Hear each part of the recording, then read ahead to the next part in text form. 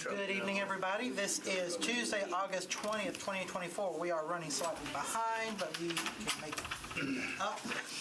This is the Government Operations and Regulations Committee of the Metropolitan Council. I am detecting a quorum with myself, council members Benton, Eastlick, Hill, Nash, Stiles, and Webb. I have a very brief consent calendar consisting of our two resolutions. First one is resolution of public hearings, RS 2024-4646 by Parker. This exempts Music City Hero Hunters Station located at 975 Main Street, Suite 103, from the minimum distance requirements for obtaining a beer permit pursuant to Section 708-090E of the Metropolitan Code. Resolution RS 2024-650, Porterfield Bradford. Approves a joint funding agreement between the Department of Information Technology Services and the United States Department of the Interior, United States Geographical Survey, to acquire approximately 9,472 miles of elevation-derived hydrography developed from topographic LiDAR for Davidson County. Do any of those two need to come off consent? All right. Do I have a motion on the consent? So moved. And a second? All right. All those in favor? Aye. Any opposed? I have 7 in favor, 0 against, 0 not voting.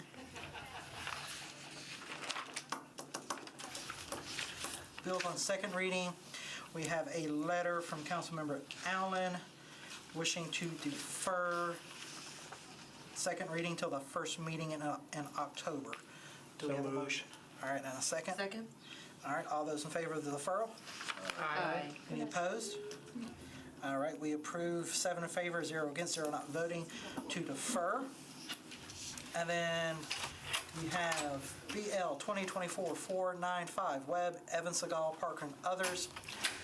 An ordinance amending Metropolitan Code of Law, Section 16.16.260, International Mechanical Code, local amendments to adopt Chapter 11 of the 2024 International Mechanical Code.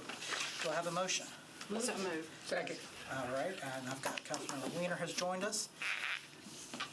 Would anybody like to discuss this from the administration? The only reason I did not put this on consent, if you wanted to talk about this real quick. Sure, we talked a little bit about it, rules. I think I've talked to everybody individually.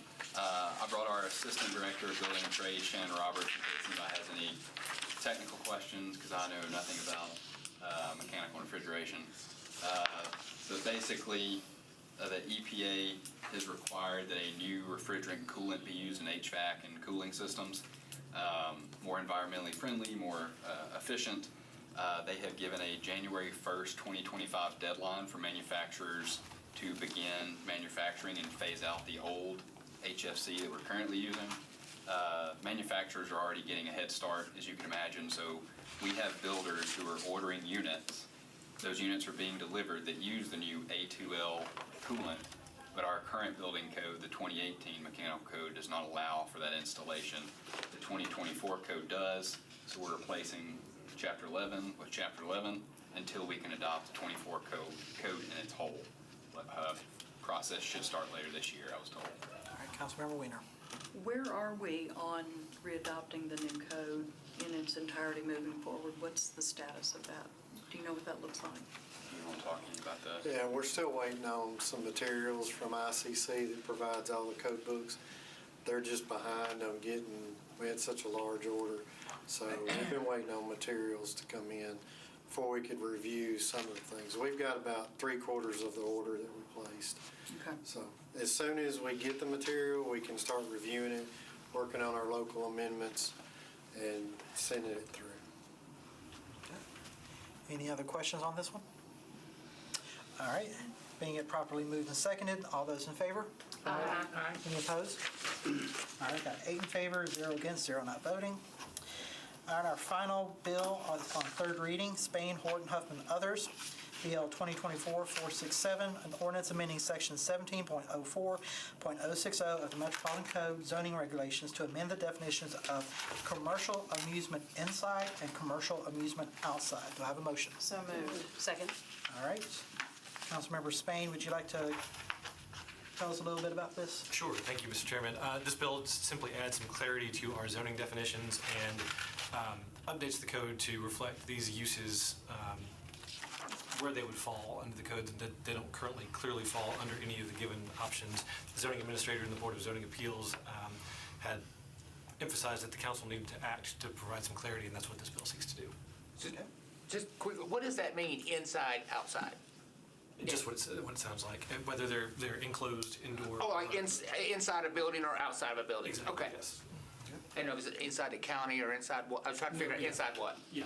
Okay. All of this would be inside the county. Okay? Any other questions? All right, properly moved and seconded, all in favor? Aye. Any opposed? All right, I've got 8 in favor, 0 against, 0 not voting, and with that, unless there's any other topics people want to bring up, Yes, I do. go ahead, Councilmember Stiles. So based on our conversation at our last meeting in regards to my bill that's coming up, at our next meeting, we do have a Council Connect that is open for suggestions, but I also wanted to share that I've had conversations with codes to come up with, as Councilmember Easlick asked, what would the definition be?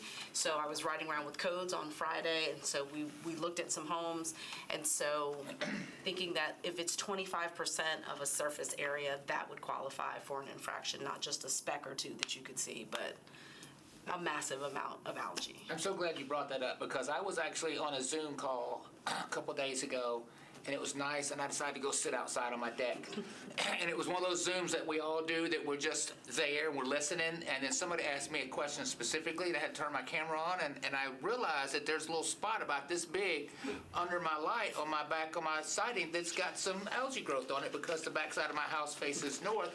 And I'm like, crap, I'm gonna be in violation of this thing. And so I'm worried about that if we don't put something very specific, that it will be, that it really should be up to the HOAs to handle, and we should stay out of it.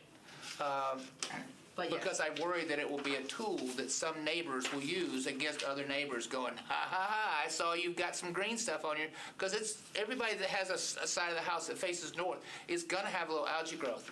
Correct. So coming up with a parameter makes it much more clear. And it's not going to be, oh, look, there's a round spot just behind Olivia's head, let's go after her. It's, oh, there's a quarter of the house that is covered in algae potential. Is it really that big a problem in Davidson County? I'd love to take you around. I know I've spoken. Don't look at my house, because there's some spots on the back of my house. I'm saying, I've been a little busy this year. You have the entire county. If you have a district, you might be getting some complaints.